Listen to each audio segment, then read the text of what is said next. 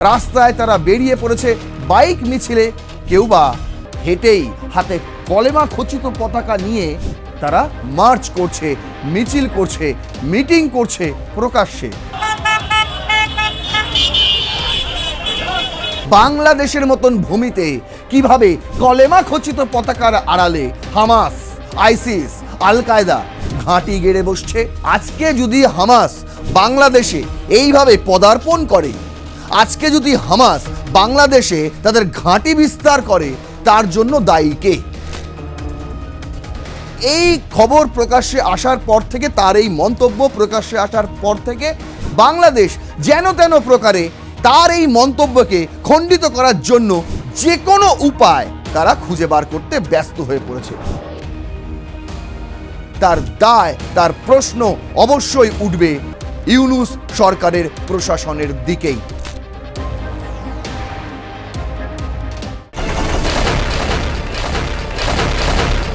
আমরা আজকে কালেমার পতাকা যাত্রাবাড়ি ফ্লাইওভার সহ বিভিন্ন স্থানে লাগিয়েছি, আপনারা জানেন। সেই সুবাদে আমরা আজকে আপনাদেরকে দেখাতে চাই যে আমরা যাত্রাবাড়ি ফ্লাইওভারের উপরে, এই যে ফ্লাইওভার যাত্রাবাড়ি থেকে সংলগ্ন ফ্লাইওভারের উপরে আমরা কালেমা খচিত পতাকা লাগাচ্ছি। এই যে আলহামদুলিল্লাহ আমরা যাত্রাবাড়িতে কালেমা খচিত পতাকা উড়িয়ে দিচ্ছি, দেখতে পাচ্ছেন আপনারা। আপনারা জানেন যে আর্জেন্টিনা, ব্রাজিল সহ বিভিন্ন দেশের পতাকা তারা উড়িয়ে যাচ্ছে। আর্জেন্টিনা, ব্রাজিলের পতাকা তারা একদম নির্দ্বিধায় কোনো বাধা ছাড়া উড়িয়ে যাচ্ছে। আমরা কেন কালেমা পতাকা সেখানে উড়াতে পারছে? সেই হানিফ ফ্লাইওভারের উপরে আমরা এই কালেমা পতাকা খচিত পতাকা উড়াচ্ছি। যেখানে ব্রাজিল, আর্জেন্টিনার পতাকা বিনা দ্বিধায় প্রত্যেকটা মানুষ যেখানে সেখানে টাঙিয়ে দিচ্ছে, পতাকা উড়িয়ে দিচ্ছে, সেখানে আল কায়দার, সেখানে আইসিস, সেখানে দাঁড়িয়ে হামাসের পতাকা ওড়ানোতে দোষ কোথায় মশাই? ঠিকই তো বলেছে, ঠিকই তো বলেছে। যে বাইটটা আপনাদের শোনালাম, এই বাইটটি সাম্প্রতিককালে বাংলাদেশ থেকে উঠে এসেছে, আর সেটি এই মুহূর্তে সোশ্যাল মিডিয়ায় ভাইরাল হয়ে গিয়েছে। তার আগেই অবশ্য বাংলাদেশে আল কায়দা, আইসিস এবং হামাস তাদের ঘাঁটি গেড়ে বসে আছে, এমনটাই দাবি করেছিলেন ভারতে নিযুক্ত ইসরায়েলের রাষ্ট্রদূত। আর তার পরেই সোশ্যাল মিডিয়ায় এই ধরনের বেশ কিছু ছবি উঠে আসে, যেখানে প্রকাশ্যে দেখা যায় রাস্তায় তারা বেরিয়ে পড়েছে সাইকেল মিছিলে, রাস্তায় তারা বেরিয়ে পড়েছে বাইক মিছিলে, কেউ বা হেঁটেই হাতে কলেমা খচিত পতাকা নিয়ে তারা মার্চ করছে, মিছিল করছে, মিটিং করছে প্রকাশ্যে। কোথায় পুলিশ প্রশাসন? কোথায় বিএনপির তারেক রহমান? এখন সেই প্রশ্নটাই চাগার দিচ্ছে বাংলাদেশের ভূমিতে। দেখুন, ভারতে নিযুক্ত ইসরায়েলের রাষ্ট্রদূত হামাসকে নিয়ে যে সন্দেহ প্রকাশ তিনি করেছেন, তার প্রেক্ষিতে বেশ কিছু তথ্য প্রমাণ রয়েছে বলে তিনি দাবি করেছেন। পাশাপাশি এখনো পর্যন্ত কিছু তথ্য প্রমাণ তারা জোগাড় করছে বলেও তিনি দাবি করেছেন। কিন্তু এই খবরে যখন বাংলাদেশ মিডিয়ায় আমি সার্চ করে দেখলাম তারা কি লিখেছে, সেখানে দেখা গেল যে তারা দাবি করছে যে এই ধরনের কোনো তথ্য প্রমাণ এখনো পর্যন্ত উঠে আসেনি, এবং যিনি দাবি করেছেন তিনিও দেখাতে পারেননি। তাই তো, তাহলে চলুন আজকের এই এপিসোডে আপনাদের পুরো গল্পটা শোনাবো। কি গল্প? বাংলাদেশে হামাসের গল্প। আর সেই কারণেই আজকের রণক্ষেত্রে আমাদের হেডলাইন হামাস ঢাকা স্টোরি। প্রথম স্লাইডেই আমি যেটা রেখেছি সেটা হচ্ছে সেই বিখ্যাত দাবি। কে করেছিল এই দাবি? এই দাবি করেছিল Israeli envoy claims Hamas network is expanding into Pakistan and Bangladesh. বলছে পাকিস্তান এবং বাংলাদেশে হামাসের নেটওয়ার্ক ছড়িয়ে গেছে, ছড়িয়ে ছিটিয়ে গেছে। হামাস কোথাকার বলুন তো? প্যালেস্তাইন ভিত্তিক একটি গোষ্ঠী বলতে পারেন। তারা নিজেকে রাজনৈতিক দল হিসেবে দাবি করে, কিন্তু ইসরায়েল সহ, মার্কিন যুক্তরাষ্ট্র সহ বিশ্বের বেশ কিছু দেশের কাছে হামাস এফটিও, অর্থাৎ ফরেন টেরর অর্গানাইজেশনস। সেই গোষ্ঠী এবার প্যালেস্তাইন, গাজা ছাড়িয়ে দক্ষিণ এশিয়ায় ঢুকে পড়েছে। আর কোথায় তারা আস্তানা গেড়েছে? 1 নম্বর হচ্ছে পাকিস্তান এবং 2 নম্বর বাংলাদেশ। এই কথা আমি বলছি না, এই কথা বলছেন Israeli ambassador to India Rivon আজার, তার নাম, has alleged that Hamas linked activity is taking place in Pakistan and Bangladesh. raising concern about the spread of extremist influence beyond the Middle East. In an interview with NDTV senior executive editor Aditya Raj Kaul, the envoy expressed deep skepticism about Pakistan's role as a mediator in regional diplomacy and questions Islamabad's commitment to combating extremism. দেখুন, তিনি এই দাবি যে সময় করছেন ঠিক সেই সময়টাই ইরান এবং মার্কিন যুক্তরাষ্ট্রের সঙ্গে একটি মধ্যস্থতা যুদ্ধবিরতি আলোচনা চলছে, 60 দিনের সেই পর্যায়ে চলছে। প্রথমত তারা সাইন করেছেন এবং এই যে যুদ্ধবিরতি, সেই যুদ্ধবিরতির প্রধান মধ্যস্থতাকারী হিসেবে পাকিস্তান নিজেদের নাম খোদাই করেছে। কিন্তু দেখুন, সেই যুদ্ধবিরতি মানছে না যে দেশ, ইসরায়েল, বেঞ্জামিন নেতানিয়াহুর, সেই ইসরায়েলের ভারতীয় রাষ্ট্রদূত রিভেন আজার তিনি বলছেন পাকিস্তান তো দো আছলা, পাকিস্তানকে তাই ইসরায়েল বিশ্বাস করে না। পাকিস্তান ভূমিকা পালন করছে মিলিটারির, কিন্তু তারা একপাক্ষিক কাজ করছে। দেখুন, অনেক জায়গা থেকে অনেক রকম প্রশ্ন আসে, কিন্তু এটা হচ্ছে চিরাচরিতভাবে আপনি ধরে নিন ইসরায়েল সবসময় পাকিস্তানকে ইরানের বন্ধু দেশ হিসেবেই দেখে এসেছে।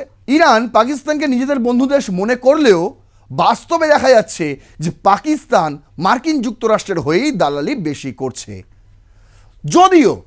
যদিও মার্কিন যুক্তরাষ্ট্রের হয়ে পাকিস্তান দালালি করুক চাই না কেন, যখন মার্কিন যুক্তরাষ্ট্রের প্রেসিডেন্ট ডোনাল্ড ট্রাম্পকে সহ্য করতে পারছে না ইসরায়েল, এই মর্মে যে ইরানের সঙ্গে যেভাবে তারা যুদ্ধবিরতি করেছে সেখানে ইসরায়েলের ক্ষতি ছাড়া কোনো লাভ নেই। আর এখানে দাঁড়িয়েই পাকিস্তানের সমালোচনা চলছে।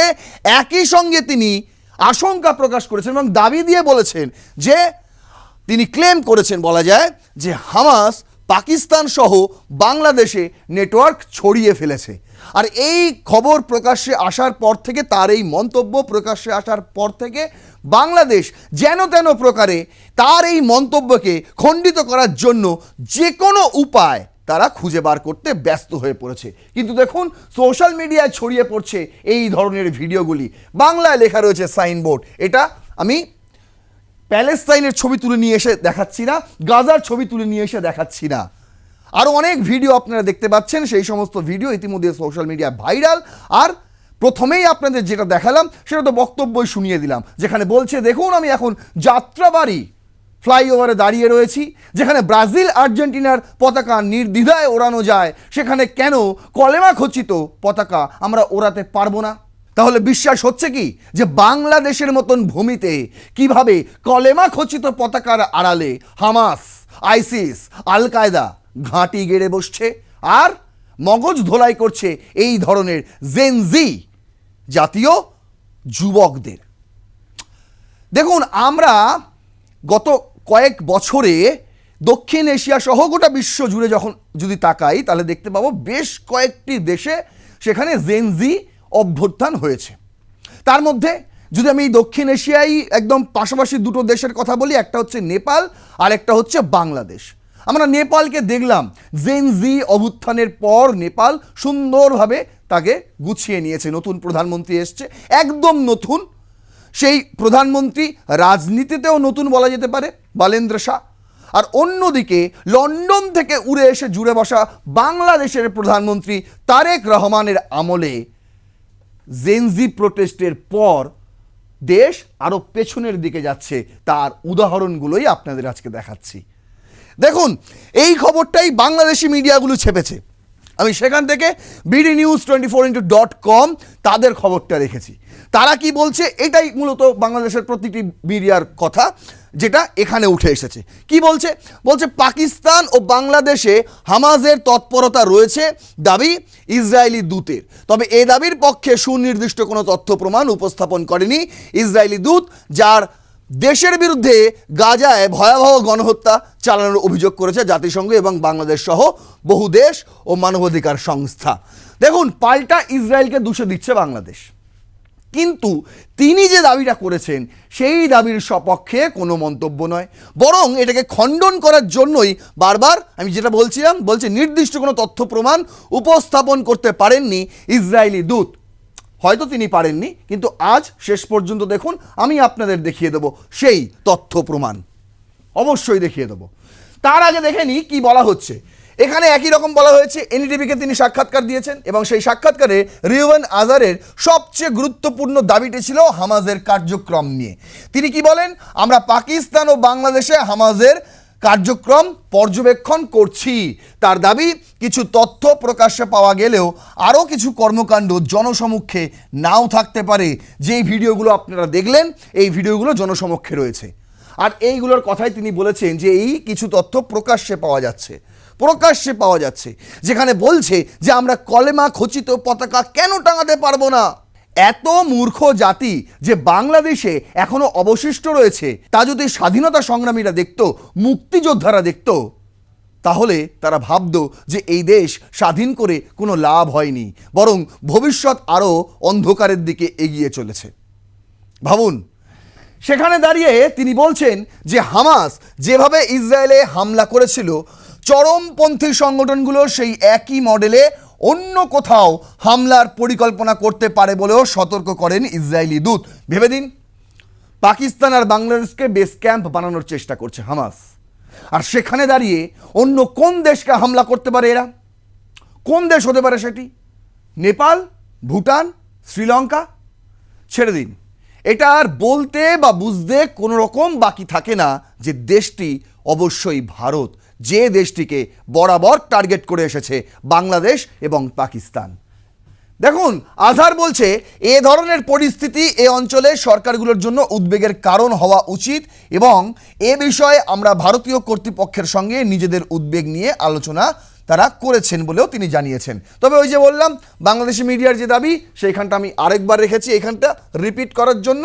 লিখেছে, এ দাবির পক্ষে সুনির্দিষ্ট কোনো তথ্য প্রমাণ উপস্থাপন করেনি ইসরায়েলি দূত, যার দেশের বিরুদ্ধে গাজায় ভয়াবহ গণহত্যা চালানোর অভিযোগ করেছে জাতিসংঘ এবং বাংলাদেশ সহ বহু দেশ ও মানবাধিকার সংস্থা। উল্টে ইসরায়েলকেই কাঠগড়ায় দাঁড় করানোর চেষ্টা বাংলাদেশের। দেখুন, বাংলা ট্রিবিউন করেছে, এটা তো অস্বীকার করতে পারবেন না। এটা হচ্ছে 2025 সালের 11ই এপ্রিল। তখন সেই সময় বাংলাদেশের প্রতিটি মিডিয়া এই খবর ছেপেছিল। কি হয়েছিল? হেডলাইনটি ছিল, আইএস আল কায়দার পতাকা নিয়ে মিছিল, ক্ষুণ্ণ হচ্ছে ভাবমূর্তি। তখন 2025, সবাই এইভাবে মৌলবাদী হয়ে যায়নি তখনও। 2024-এর 5ই আগস্টের পর যখন একের পর এক সন্ত্রাসবাদীদের জেল মুক্তি হচ্ছিল, বাংলাদেশের প্রতিটা মানুষ উপভোগ করেনি, বাংলাদেশের প্রতিটি মিডিয়া, সংবাদ মাধ্যম, সাংবাদিকরা সেটা উপভোগ করেনি। আর সেই কারণে সেই সময় এই সত্যি কথাটা তারা ছেপেছিল। আর এখন যখন নির্বাচিত একটি সরকার এসে বসে গিয়েছে মসনদে, তখন মিডিয়াও পাল্টি খেয়ে যাচ্ছে। এই ধরনের যে ভিডিওগুলো আপনাদের আমি দেখালাম, সেই খবর তারা ছাপে না। যখন আন্তর্জাতিক মিডিয়ায় এই ধরনের খবর প্রকাশ হয়, যখন ইসরায়েলের ভারতীয় রাষ্ট্রদূত তিনি এই ধরনের দাবি করে বসে, তখন সেটা খণ্ডন করার জন্য বাংলাদেশের প্রতিটি মিডিয়া উঠে পড়ে লাগে। ভাবুন, কোথায় নিরপেক্ষতা? আর সেখানে দাঁড়িয়ে দেখুন, আমি যেটা রেখেছি, এটা 2025-এর সেই ছবি, যেখানে বলা হচ্ছে মিছিলে আইএস এবং আল কায়দার পতাকা। দেখুন, একদম সুনির্দিষ্টভাবে, আমি তুলে তুলে দেখানোর কিচ্ছু নেই। এই সময়ে গিয়ে আপনি বিভিন্ন পত্রিকার হেডলাইন সার্চ করে দেখতে পারেন। প্রতিটি পত্রিকার হেডলাইনে এই খবর ছাপা হয়েছিল, যেটা আজ ছাপা হচ্ছে না। একটু বোঝার চেষ্টা করবেন। এবার আপনাদের বোঝাচ্ছি, আজকে যদি হামাস বাংলাদেশে এইভাবে পদার্পণ করে, আজকে যদি হামাস বাংলাদেশে তাদের ঘাঁটি বিস্তার করে, তার জন্য দায়ী কে? দেখুন, ব্লিডসের সম্পাদক সালাউদ্দিন সোয়েব চৌধুরী তিনি এর জন্য সরাসরি ডক্টর মোহাম্মদ ইউনুসকে দায়ী করেছেন। তার আগে তারেক রহমানের দায় কিন্তু অস্বীকার করার কোনো জায়গা নেই, কারণ এই মুহূর্তে বিএনপির তারেক রহমানের সরকারই রয়েছে বাংলাদেশে, এবং তার সরকারের আমলেই যাত্রাবাড়ি ফ্লাইওভারে কলেমা খচিত পতাকা লাগানোর জন্য যে হুমকি দেওয়া হচ্ছে, যদি এইটা কেউ নামিয়ে নেওয়ার চেষ্টা করে তাহলে ফল খারাপ হবে, ফল ভালো হবে না। এই যে হুমকি দেওয়া হচ্ছে, এটা কার আমলে হচ্ছে? তারেক রহমানের আমলেই হচ্ছে। আর হামাস যে পা রেখেছিল বাংলাদেশে, সেটা অবশ্যই ডক্টর মোহাম্মদ ইউনুসের আমলে। সেই দাবিটিই করেছেন সালাউদ্দিন সোয়েব চৌধুরী। তিনি কি বলছেন? Questions surround Yunus administration as Hamas expand footprint in Bangladesh. যদি বাংলাদেশে হামাস পা রেখে থাকে, তাহলে তার দায়, তার প্রশ্ন অবশ্যই উঠবে ইউনূস সরকারের প্রশাসনের দিকেই। কেন তিনি এই ধরনের হেডলাইন করেছেন সেটা জানতে গেলে অবশ্যই ভেতরের গল্পটা পড়তে হবে। ভেতরের গল্পটা আমি এখানে রেখেছি। সেখানে তিনি বলছেন যে Hamas is designated as a foreign terrorist organisations FTO by United States. The US States Department officially placed the group on its FTO list in October 1997. 1997 সাল থেকে হামাসকে একটি সন্ত্রাসবাদী গোষ্ঠী হিসেবেই দেখে, আন্তর্জাতিক সন্ত্রাসবাদী গোষ্ঠী হিসেবেই দেখে United states. And it also maintains Hamas designations as a specially designated global terrorist, মানে special designated global terrorist SDGT তাদের এনটিটি, তার মধ্যে তাদেরকে রাখা হয়েছে এবং এটা মেনটেন করা হচ্ছে। More than 20 countries including the United States, Canada, the United Kingdom, Japan, Australia, Israel and the 27 member states of the European Union designated this Iranian proxy in its entirety as a terrorist organizations. বিশ্বজুড়ে 20টিরও বেশি দেশ, যেখানে America তো রয়েছে, Canada রয়েছে, Britain রয়েছে, Japan, Australia, Israel, এছাড়াও 27টি ইউরোপীয় ইউনিয়নের মেম্বার দেশ, সদস্য দেশ, তারাও কিন্তু হামাসকে একটি global specially designated global terrorist হিসেবেই তারা ঘোষণা করেছে।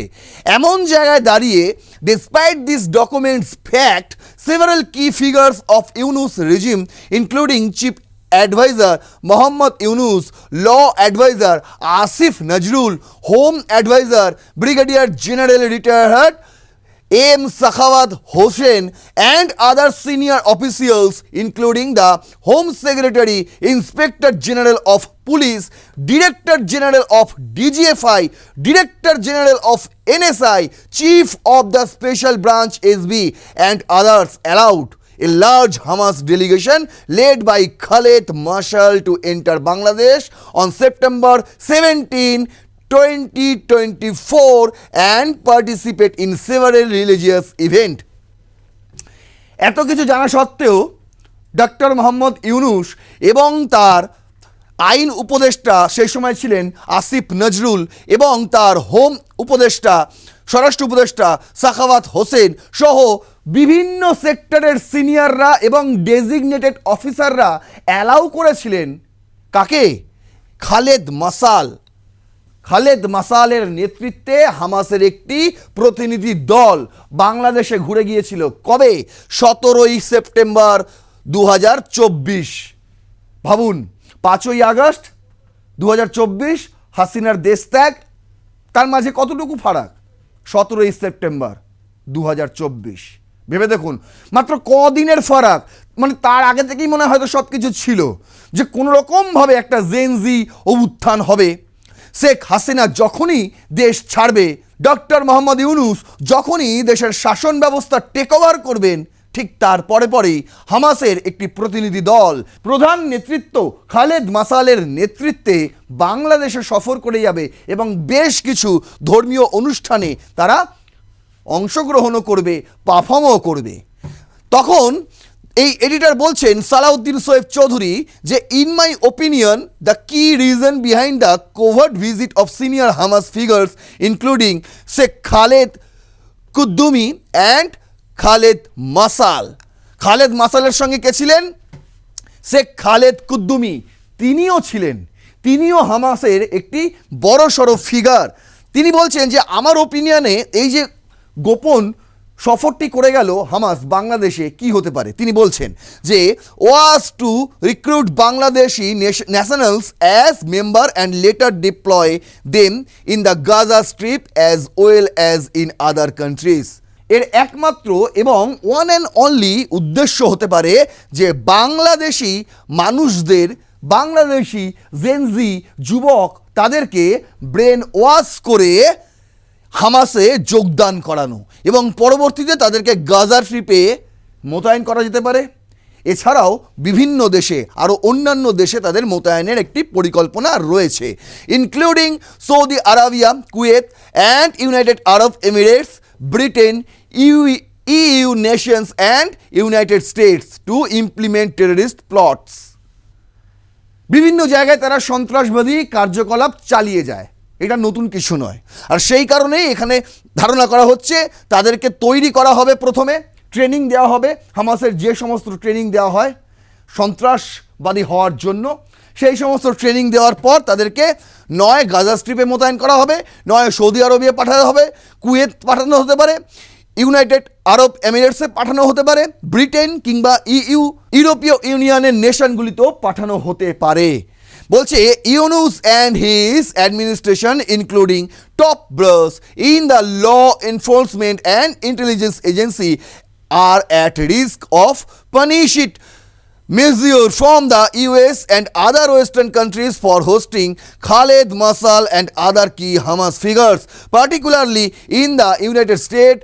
Harboring and hosting Hamas is viewed as a serious offense. যখন গোটা বিশ্ব হামাসকে সন্ত্রাসবাদী সংগঠন হিসেবে ঘোষণা দিয়ে দিয়েছে, ঠিক সেই জায়গায় দাঁড়িয়ে সেই সংগঠনের প্রতিনিধি দলকে নিজের দেশে অ্যালাউ করাটা, কার্যক্রমে বিভিন্ন ধর্মীয় অনুষ্ঠানে তাদের অংশগ্রহণ করানোতে যে অপরাধ তারা করেছে ডক্টর মোহাম্মদ ইউনুস সহ তার administration including top brass in the law enforcement and intelligence agencies, প্রত্যেকেই সমান দায়ী এবং প্রত্যেককেই এর শাস্তি দিতে হবে। এর জন্য তিনি আবেদন করেছেন সালাউদ্দিন শোয়েব চৌধুরী। যে বীজ পুঁতে গিয়েছিলেন ডক্টর মোহাম্মদ ইউনুস 2024-এর 17ই সেপ্টেম্বর, সেই বীজ আজকে চারা গাছে পরিণত হয়েছে। দেখুন, সবে চারা গাছে পরিণত হয়েছে, সেরকম কোনো বড়সড় হামলার আশঙ্কা এখন নাও করা যেতে পারে।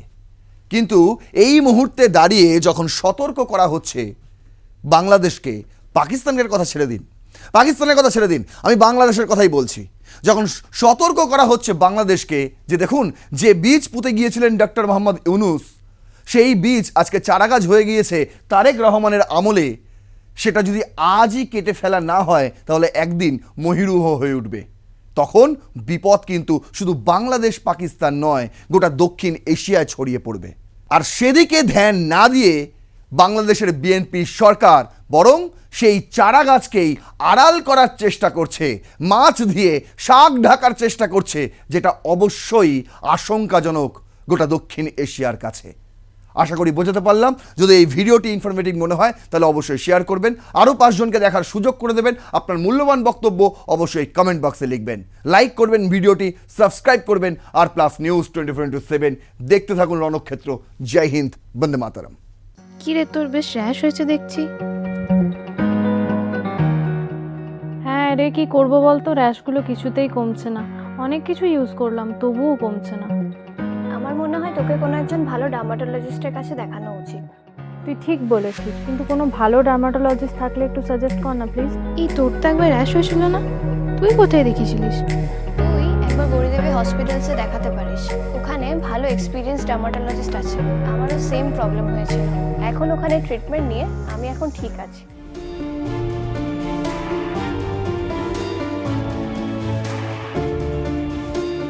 গৌরী দেবী হসপিটাল, রাজবাঁধ, দুর্গাপুর। যোগাযোগ 8001003333, 8001113333।